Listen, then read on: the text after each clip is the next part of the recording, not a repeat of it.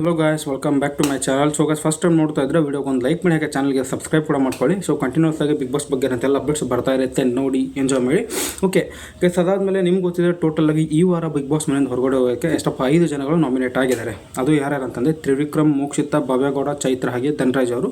So guys, ಮೊದಲನೇದಾಗಿ ಅಂದರೆ ಏನು ಗೊತ್ತಾ, ಈ ಒಂದು 5 ಜನರ ಹೆಸರು ಕೇಳಿದ ತಕ್ಷಣ ಅಥವಾ ನೀವು ಫೋಟೋ ಕೂಡ ನೋಡ್ತಿರ್ಬೋದು. ಸೊ ಈ ಫೋಟೋ ನೋಡಿದ ತಕ್ಷಣ ನಿಮ್ಮ ಪ್ರಕಾರ ಯಾರು ಬಿಗ್ ಬಾಸ್ ಮನೆಯಿಂದ ಹೊರಗಡೆ ಬರ್ತಾರೆ ಅಂತ ನಿಮ್ಗೆ ಅನಿಸುತ್ತೋ ಅವ್ರ ಹೆಸರನ್ನ ಕಮೆಂಟ್ ಬಾಕ್ಸಲ್ಲಿ ತಿಳಿಸಿ. ಸೊ ನೋಡೋಣ ಯಾರಿಗೆ ಎಷ್ಟೆಷ್ಟು ಓಟ್ಗಳು ಬಿದ್ದೆ ಮತ್ತು ಅವ್ರಿಗೆ ಬಿದ್ದಂಥ ಓಟ್ಸ್ ಅಂದರೆ ಆ ಒಂದು ಓಟ್ಸ್ಗಳ ಪರ್ಸೆಂಟೇಜ್ ಅಷ್ಟೆಲ್ಲನೂ ಕೂಡ ಹೇಳ್ತೇನೆ. ಸೊ ಮೊದಲನೇದಾಗಿ ತ್ರಿವಿಕ್ರಮ್ಗೆ ಜಾಸ್ತಿ ಓಟ್ಸ್ಗಳು ಬಿದ್ದಿರೋದು ತ್ರಿವಿಕ್ರಮ್ಗೆ. ಸೊ ಅಂದರೆ ಹೇಳ್ತೇನಂತೆ. ಸೊ ಗಾಯ್ಸ್, ನಿಮ್ಗೆ ಗೊತ್ತಿದ್ರೆ ಸೊ ಹನುಮಂತವ್ರೆ ಅಂದರೆ ಹನುಮಂತವ್ರು ಬಂದು ಟಿಕೆಟ್ ಫಿನಾಲೆ ಸಿಗುತ್ತೆ ಅಂತ ಹೇಳಿದ್ದೆ ನಾನು. ಸೊ ಅದೇ ರೀತಿಯಾಗಿ ಅವ್ರಿಗೆ ಟಿಕೆಟ್ ಫಿನಾಲೆ ಸಿಕ್ತು. ಅದಾದಮೇಲೆ ನಮ್ಮ ಶರಣ ಅವರು ಕೂಡ ಎಂಟರ್ ಆಗಿದ್ದಾರೆ ಬಿಗ್ ಬಾಸ್ ಮನೆಗೆ. ಸೊ ಅದಾದಮೇಲೆ ಅಂದರೆ ಬಿಗ್ ಬಾಸ್ ಒಂದು ಸ್ಪೆಷಲ್ ಅಧಿಕಾರ ಕೂಡ ಕೊಡ್ತಾರೆ. ಅಂದರೆ ಟಿಕೆಟ್ ಫಿನಾಲೆ ಯಾರು ಪಡೀತಾರೋ ಅವರೇ ಬಂದು ಈ ಒಂದು ಸೀಸನ್ನ ಕೊನೆಯ ಒಬ್ಬ ಕ್ಯಾಪ್ಟನ್ ಆಗ್ತಾರೆ ಅಂತ ಅಂದ್ಬಿಟ್ಟು. ಸೊ ಮುಂದಿನ ವಾರದ ಕ್ಯಾಪ್ಟನ್ ಕೂಡ ನಮ್ಮ ಹನುಮಂತ ಅವರೇ ಇರ್ತಾರೆ. ಸೊ ಈ ವಾರ ಕೂಡ ನಾಮಿನೇಷನ್ ಅಂತ ಸೇಫು, ಮುಂದಿನ ವಾರ ಕೂಡ ಸೇಫು. ಅದಾದಮೇಲೆ ಅಂದರೆ ಫಿನಾಲೆ ವಾರಕ್ಕೆ ಎಂಟರ್ ಆಗ್ತಿರುವಂಥ ಮೊದಲನೇ ಕಂಟೆಸ್ಟೆಂಟ್ ಹನುಮಂತ ಅವರು. ಸೊ ತುಂಬ ಖುಷಿ ಆಯಿತು. ಏನಕ್ಕೆ ಗೊತ್ತಾ ಅಂದರೆ ವೈಲ್ಡ್ ಕಾರ್ಡಲ್ಲಿ ಬಂದಿರೋ ಕಂಟೆಸ್ಟೆಂಟು ಫಸ್ಟ್ ಟೈಮು ಅಂತ ಫಿನಾಲೆಗೆ ಎಂಟರ್ ಆಗ್ತಾ ಇರೋದು. ಅದಕ್ಕೆ ಅಂದರೆ ಗೊತ್ತಾ ಕನ್ನಡದಲ್ಲಿ ಅಂತ ಅಂದರೆ. ಸೊ ಎಲ್ಲನೂ ಕೂಡ ಕ್ಲಿಯರಾಗಿ ಮಾತಾಡೋಣ.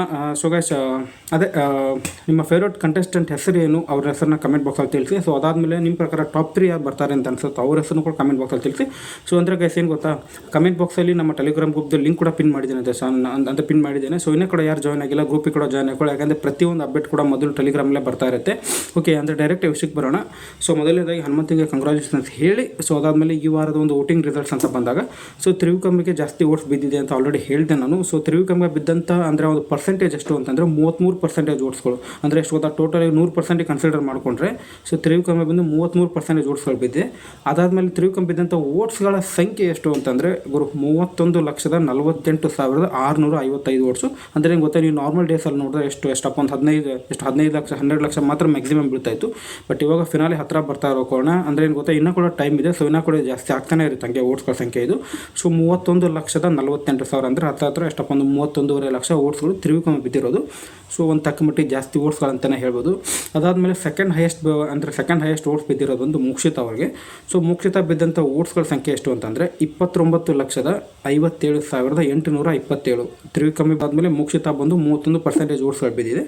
ಸೊ ಅಂದರೆ ಅಷ್ಟೊಂದು ಡಿಫ್ರೆನ್ಸ್ ಎಲ್ಲ ಏನಿಲ್ಲ ಗಾಯ್ಸ್. ಏನು ಗೊತ್ತಾ, ನೀವು ನೋಡಿದ್ರೆ ಹನುಮಂತ ಮತ್ತು ತ್ರಿವಿಕ್ರಮ್ ಆ್ಯಂಡ್ ಮೋಕ್ಷಿತಾ 3 ಜನ ಕೂಡ ಅಂದರೆ ಏನಂದರೆ ಒಂದು ಒಳ್ಳೆ ಫ್ಯಾನ್ ಫಾಲೋಯಿಂಗ್ ಬಿಲ್ಡ್ ಆಗಿದೆ ಆಲ್ರೆಡಿ. ತುಂಬ ಜನಗಳು ಅವ್ರನ್ನ ಇಷ್ಟಪಡ್ತಾ ಇದ್ದಾರೆ. ಸೊ ಡೆಫಿನೆಟ್ಲಿ ಹನುಮಂತ, ಮೋಕ್ಷಿತಾ, ತ್ರಿವಿಕ್ರಮ್ ಅಂತ ಬಂದಾಗ ಏನು ಗೊತ್ತಾ, ಅವ್ರು 3 ಜನಕ್ಕೂ ಕೂಡ ಅಂದರೆ ಓಟ್ಸ್ಗಳು ಅಂತ ಬಂದಾಗ ಡೆಫಿನೆಟ್ಲಿ ಆ 3 ಜನದಲ್ಲಿ ಯಾರಿಗಾದ್ರೂ ಒಬ್ಬರಿಗೆ ಜಾಸ್ತಿ ಓಟ್ಸ್ಗಳು ಬಿದ್ದಿರುತ್ತೆ. ಇನ್ಫ್ಯಾಕ್ಟ್ ಅಂದರೆ ನನ್ನ ಪ್ರಕಾರ ಟಾಪ್ 3 ಕೂಡ ಮೇ ಬಿ ಇವರು ಇದ್ರೂ ಇರ್ಬೋದು, ಹೇಳಕ್ಕೆ ಬರಲ್ಲ. ತ್ರಿವಿಕ್ರಮ್, ಹನುಮಂತ, ಮೋಕ್ಷಿತಾನೇ ಇರ್ಬೋದು. ಮತ್ತು ಅಂದರೆ ಅದಾದಮೇಲೆ ಏನು ಗೊತ್ತಾ, 4ನೇ ಪ್ಲೇಸಲ್ಲಿ ಮೇ ಬಿ ರಜತ್ ಅವ್ರು ಬರ್ತಾರೆ ಅಂತ ಅನಿಸುತ್ತೆ. ಸೊ ನನ್ನ ಪ್ರಕಾರ ಟಾಪ್ 4 ಅಥವಾ ಟಾಪ್ 5 ಅಂತ ಅಂದರೆ ತ್ರಿವಿಕ್ರಮ್, ಮೋಕ್ಷಿತಾ, ಹನುಮಂತ, ರಜತ್ ಅವರು, ಉಗ್ರ ಮಂಜು. ಸೊ ಅದಾದಮೇಲೆ 6ನೇ ಪ್ಲೇಸಲ್ಲಿ ಮೇ ಬಿ ಭವ್ಯಗೌಡ ಅಥವಾ ಗೌತಮಿ, ಚೈತ್ರ ಯಾರಾದರೂ ಬರ್ಬೋದು. ಸೊ ನಿಮ್ಮ ಪ್ರಕಾರ ಅದು ಹೇಳಿದ್ನಲ್ಲ, ನಿಮ್ಮ ಪ್ರಕಾರ ಟಾಪ್ 3 ಯಾರು ಬರ್ತಾರೆ ಮತ್ತು ಟಾಪ್ 5 ಯಾರು ಬರ್ತಾರೆ ಅವ್ರ ಹೆಸರನ್ನ ಕಮೆಂಟ್ ಬಾಕ್ಸಲ್ಲಿ ತಿಳಿಸಿ. ಸೊ ನೋಡೋಣ ಯಾರು ಬರ್ತಾರೆ ಯಾರು ಬರೋದಿಲ್ಲ ಅಂತಂದು ಎಲ್ಲನೂ ಕೂಡ. ಸೊ ಅದಾದಮೇಲೆ ಈ ವಾರ ಅಂದರೆ ಜಾಸ್ತಿ ಓಟ್ಸ್ ತೊಗೊಂಡಿರುವಂಥ 3ನೇ ಸ್ಪರ್ಧೆ ಯಾರು ಅಂತಂದರೆ ಭವ್ಯಗೌಡ ಅವರು. ಅವ್ರಿಗೆ ಬಂದು 18% ಓಟ್ಸ್ ಬಿದ್ದಿದೆ. ಯಾಕಂದರೆ ಏನು ಗೊತ್ತಾ, ನೀವು ಒಂದು ಕ್ಲಿಯರ್ ಡಿಫ್ರೆನ್ಸ್ ನೋಡ್ಬೋದು ಅಲ್ಲಿ. ತ್ರಿವಿಕ್ರಮ್, ಮೋಕ್ಷಿತಿಗೆ 33-31% ಆದಮೇಲೆ ಇಲ್ಲಿ ಕ್ಲಿಯರ್ ಎಷ್ಟೊಂದು 18% ಬರುತ್ತೆ. ಅಂದರೆ ಅಂತ ಸಡನ್ಲಿ ಡಿಪ್ ಆಗುತ್ತೆ ಒಂದು ಪರ್ಸೆಂಟೇಜ್ ಎಷ್ಟು ಅಂತಂದ್ಬಿಟ್ಟು. ಸೊ ಅವ್ರಿಗೆ ಬಿದ್ದಂಥ ಓಟ್ಸ್ಗಳ ಸಂಖ್ಯೆ ಎಷ್ಟು ಅಂದರೆ 17,17,448 ಓಟ್ಸು. ಸೊ ಕ್ಲಿಯರಾಗಿ ನೋಡಿದ್ರೆ ತ್ರಿವಿಕ್ರಮ್ ಬಂದು 31.5 ಲಕ್ಷ, ಅದಾದಮೇಲೆ ಮೋಕ್ಷಿತಾ ಬಂದು 29.5 ಲಕ್ಷ. ತ್ರಿವಿಕ್ರಮ್, ಮೋಕ್ಷಿತಾ ಅಂತ ಬಂದಾಗ ಎಷ್ಟು ಗೊತ್ತಾ, 2 ಲಕ್ಷ ಓಟ್ಸ್ ಮಾತ್ರ ಡಿಫ್ರೆನ್ಸ್ ಇರೋದು. ಅಂದರೆ ಏನು ಗೊತ್ತಾ, ಮೋಕ್ಷಿತಾ ಇನ್ನೂ ಸ್ವಲ್ಪ ಜಾಸ್ತಿ ಓಟ್ಸ್ಗಳು ಬಂದರೆ ಸೊ ತ್ರಿವಿಕ್ರಮ್ ಕೂಡ ಅವ್ರು ಬೀಟ್ ಮಾಡ್ಬೋದಲ್ಲಿ. ಸೊ ತಿಳಿಸಿ ಅಂದರೆ ಗೊತ್ತಾ, ನೀವೇನು ವಿಡಿಯೋ ನೋಡ್ತಿದ್ದೀರಾ, ನೀವು ತ್ರಿವಿಕ್ರಮ್ ಫ್ಯಾನ್ ಅಥವಾ ಮೋಕ್ಷಿತಾ ಫ್ಯಾನ ಹಾಗೆ ಕಮೆಂಟಲ್ಲಿ. ಸೊ ಭವ್ಯಗೌಡರಿಗೆ 17,17,000 ಓಟ್ಸ್ಗಳು ಬಿದ್ದಿದೆ. ಸೊ ಅಂದರೆ ಭವ್ಯಗೌಡ ಇನ್ನೂ ಪ್ಲಸ್ ಪಾಯಿಂಟ್ ಏನು ಗೊತ್ತಾಗಿತ್ತು ಅಂದರೆ ಫಸ್ಟ್ ಡೇಯಿಂದನೂ ಕೂಡ ತ್ರಿವಿಕ್ರಮ್ ಜೊತೆಗೆ ಏನು ಇದಾರಲ್ಲ. ಸೊ ಅದು ಕೂಡ ಒಂದು ಒಳ್ಳೆ ಪ್ಲಸ್ ಪಾಯಿಂಟ್ ಆಯಿತು. ತ್ರಿವಿಕ್ರಮ್ ಫ್ಯಾನ್ಸ್ ಕೂಡ ಅಂದರೆ ಒಂದು ತ್ರಿವೆ ಅಂತ ಏನು ಮಾಡ್ಕೊಂಡ್ರಲ್ಲ. ಸೊ ಅದರಿಂದ ಭವ್ಯಗೌಡ ಅವ್ರಿಗೆ ಬರ್ತಾ ಇದ್ದಂಥ ಓಟ್ಸ್ಗಳ ಸಂಖ್ಯೆ ಕೂಡ ತುಂಬ ಜಾಸ್ತಿ ಐತಲ್ಲಿ. ಅದಾದಮೇಲೆ ತ್ರಿವಿಕ್ರಮ್ ತಾಯಿ ಅಂದರೆ ಅವ್ರು ಬಂದು ಬಿಗ್ ಬಾಸ್ ಮನೆ ಒಳಗಡೆ ಎಂಟರ್ ಆದಾಗ ಒಂದು ರಾಧಾಕೃಷ್ಣ ಅಂತೇಳಿ ಹೇಳ್ತಾರಲ್ಲ, ಅದು ಕೂಡ ಪ್ಲಸ್ ಪಾಯಿಂಟ್ ಆಯಿತು. ಬಟ್ ಆಮೇಲೆ ನೋಡಿದ್ರೆ ಕಿಚ್ಚ ಸುದೀಪ್ ಅವ್ರು ಬಂದಮೇಲೆ ಅಂದರೆ ಅವ್ರು ವೀಟಿ ಹಾಕ್ಬಿಟ್ಟು ತೋರಿಸ್ತಾರಲ್ಲ, ಅದೇ ಅಂದರೆ ಗೊತ್ತಾ, ತ್ರಿವಿಕ್ರಮ್ ಹೇಳ್ತಾ ಇರ್ತಾರೆ ಭವ್ಯಗೌಡನ ಬಿಟ್ಟು ಸ್ವಲ್ಪ ದೂರ ಇರು ನೀನಂತ. ಅದಾದಮೇಲೆ ಸ್ವಲ್ಪ ಓಟ್ಗಳ ಸಂಖ್ಯೆ ಕಡಿಮೆ ಆಯಿತು. ಬಟ್ ಆದರೂ ಕೂಡ ಅಂದರೆ ಏನು ಗೊತ್ತಾ, ಅಂದರೆ ಆಲ್ರೆಡಿ ಭವ್ಯಗೌಡ ಕೂಡ ಅಂದರೆ ಏನಂದರೆ ಒಂದು ತಕ್ಕಬಟ್ಟಿ ಒಂದು ಫ್ಯಾನ್ ಫಾಲೋಯಿಂಗ್ ಕೂಡ ಬೆಳ್ಕೊಂಡಿದ್ದೆ ತ್ರಿವಿಕ್ರಮಿಂದಾನೆ ಅಂತ ಹೇಳ್ಬೋದು ಅದು ಕೂಡ. ಸೊ ಅದಾದಮೇಲೆ ಬಾಟಮ್ 2 ಅಂತ ಬಂದಾಗ ಸೊ ಎಲ್ಲರೂ ಕೂಡ ಗೆಸ್ಟ್ ಮಾಡಿರ್ತೀರ. ಮತ್ತು ಇದು ಬಂದು ಚೈತ್ರ ಮತ್ತು ಧನರಾಜ್ ಅವರು ಅಂತ. ಬಟ್ ಶಾಕಿಂಗ್ಲಿ ಏನು ಗೊತ್ತಾ, ಶಾಕಿಂಗ್ ಹೇಳ್ತಾ ಇದ್ದೀನಿ, ಚೈತ್ರಕ್ಕಿಂತ ಧನರಾಜ್ಗೇ ಅಂದರೆ ಈ ವಾರ ಬಿದ್ದಿರೋಂಥ ಓಟ್ಸ್ಗಳಲ್ಲಿ ಅಂದರೆ ಕಡಿಮೆ ಓಟ್ಸ್ಗಳು ಬಿದ್ದಿರೋದು. ಸೊ ಗೊತ್ತಿಲ್ಲ ಅಂದರೆ ಚೈತ್ರ ಅವ್ರನ್ನೂ ಕೂಡ ತುಂಬ ಜನಗಳು ಇಷ್ಟಪಡ್ತಿರ್ಬೋದು. ಯಾಕಂದರೆ ಅಂದರೆ ಏನು ಗೊತ್ತಾ, ಈ ವಾರದ ಉತ್ತಮ ಕೂಡ ಚೈತ್ರ ಅವರೇ ತಗೊಂಡಿದ್ದಾರೆ ಅಲ್ಲಿ. ಅದರಲ್ಲೂ ಕೂಡ ಏನಪ್ಪ ನಮ್ಮ ರಜತ್ ಅವರು ಕೊಡ್ತಾರೆ ಉತ್ತಮ ಅವ್ರಿಗೆ, ಸಖತ್ ಇಷ್ಟ ಆಯಿತು ನನಗೆ ಅದು. ಸೊ ಚೈತ್ರ ಅವ್ರಿಗೆ ಬಿದ್ದಂಥ ಅಂದರೆ ಒಂದು ಪರ್ಸೆಂಟೇಜ್ ಎಷ್ಟು ಅಂದರೆ 11%. ಸೊ ನೀವು ನೋಡಿದ್ರೆ ತ್ರಿವಿಕ್ರಮ್ ಮತ್ತು ಮೋಕ್ಷಿತ್ ಹತ್ತಿರ 30% ಓಟ್ಸ್ಗಳಿತ್ತು, 33-31. ಭವ್ಯಗೌಡರಿಗೆ 18% ಇತ್ತು, ಚೈತ್ರ ಅವರಿಗೆ 11% ಬಂದಿದೆ. ಸೊ ಚೈತ್ರ ಬಿದ್ದಂಥ ಓಟ್ಸ್ಗಳ ಸಂಖ್ಯೆ ಎಷ್ಟು ಅಂತ ಅಂದರೆ 10,49,551. ಸೊ 30 ಲಕ್ಷ ಟಾಪ್ 2 ಇರೋರಿಗೆ. ಅದಾದ ಭವ್ಯಗೌಡ ಅವ್ರು ಬಂದು 17 ಲಕ್ಷ, ಇವ್ರಿಗೆ ಬಂದು 10 ಲಕ್ಷ, 10 ಲಕ್ಷ ಬಿದ್ದಿದೆ. ಅದಾದಮೇಲೆ ಬಾಟಮ್ ಅಂತ ಅದಾದಮೇಲೆ ಅತಿ ಕಡಿಮೆ ಓಟ್ಸ್ಗಳು ಬಿದ್ದು ಮನೆಯಿಂದ ಹೊರಗಡೆ ಬರ್ತಾ ಇರೋ ಸ್ಪರ್ಧಿ. ಈ ಓಟ್ಸ್ಗಳ ಪ್ರಕಾರ ಹೇಳ್ತಾ ಇದ್ದೀನಿ, ಧನರಾಜ್ ಅವರು ಅವ್ರಿಗೆ ಬಿದ್ದಂಥ ಓಟ್ಸ್ಗಳ ಪರ್ಸೆಂಟೇಜ್ ಎಷ್ಟು ಅಂದರೆ 7%. ಮತ್ತು ಓಟ್ಸ್ಗಳ ಸಂಖ್ಯೆ ಎಷ್ಟು ಅಂದರೆ 6,67,896 ಓಟ್ಸು.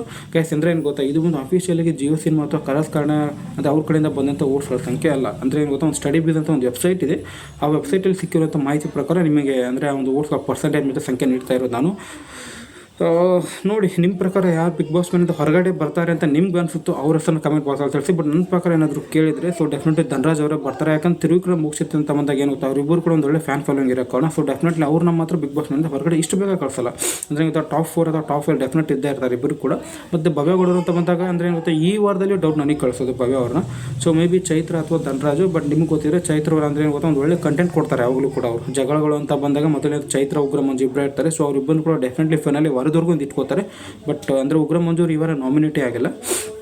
ಸೊ ಚೈತ್ರ ಅವ್ರನ್ನೂ ಕೂಡ ಬಿಗ್ ಬಾಸ್ ಮನೆಯಿಂದ ಹೊರಗಡೆ ಕಳಿಸಲ್ಲ ಅಂತ ಅಂದ್ಕೊಂಡಿದ್ದೀನಿ ನಾನು ಕೂಡ. ಅದಾದಮೇಲೆ ಅವ್ರಿಗೆ ಓಟ್ಸ್ಗಳು ಕೂಡ ಒಂದು ತಕ್ಕ ಮಟ್ಟಿಗೆ ಬಿದ್ದಿರ್ತೀವಿ. ಯಾಕಂದರೆ ಈ ವಾರದಲ್ಲಿ ಉತ್ತಮ ತೊಗೊಂಡಿದ್ದಾರೆ ಗುರು. ಅಂದರೆ ಮನೆಯವರು ಎಲ್ಲರೂ ಕೂಡ ಸೇರಿಕೊಂಡು ಉತ್ತಮ ಆಟ ಅಂತ ಕೊಟ್ಟಿದ್ದಾರೆ.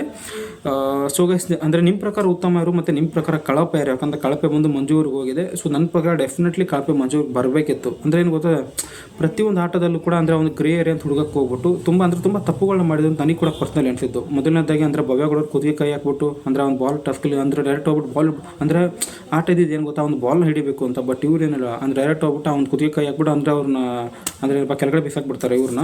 ಯಾರು ಭವ್ಯಗೌಡರನ್ನ ಕೆಳಗಡೆ ಬೀಳಿಸ್ಬಿಟ್ರು ಅವ್ರನ್ನ.